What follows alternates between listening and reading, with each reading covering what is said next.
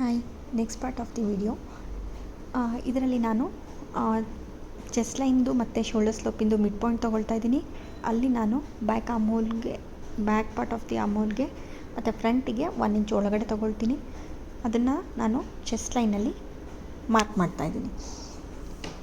Okay,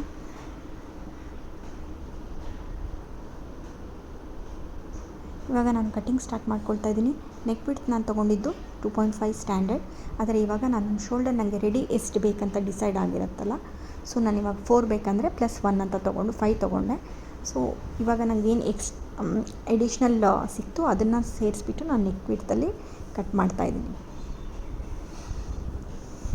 full ಕುರ್ತಿದು ಇವಾಗ cutting ಮುಗಿಸ್ತಾ ಇದ್ದೀನಿ. ಸೊ ಎಲ್ಲೆಲ್ಲಿ ಮಾರ್ಕಿಂಗ್ ಇದೆ, ಎಲ್ಲೆಲ್ಲಿ ಮಾರ್ಜಿನ್ಸ್ ಇದೆ, ಆ ಥರದ್ರಲ್ಲಿ ನಾನು ನಾಚಸ್ ಹಾಕ್ಕೊಳ್ತಾ ಇದ್ದೀನಿ. ಫುಲ್ ಕಟ್ಟಿಂಗ್ ಆದಮೇಲೆ ನಾವು ಫ್ರಂಟ್ ಪೋರ್ಷನ್ದು ಏನು ನಾವು ಆರ್ಮ್ ಹೋಲ್ ಮಾರ್ಕ್ ಮಾಡಿದ್ದೀವಿ ಅದು ಮತ್ತು ನೆಕ್ ಪೋರ್ಷನ್ನು ಫ್ರಂಟ್ದು ಸಪ್ರೇಟಾಗಿ ಕಟ್ ಮಾಡಬೇಕಾಗತ್ತೆ.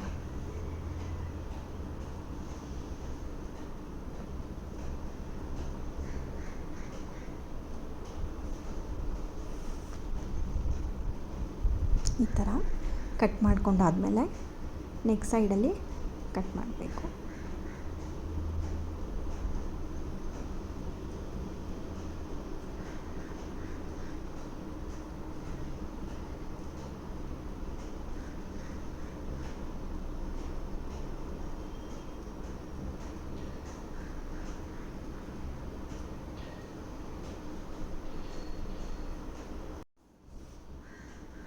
Thank you.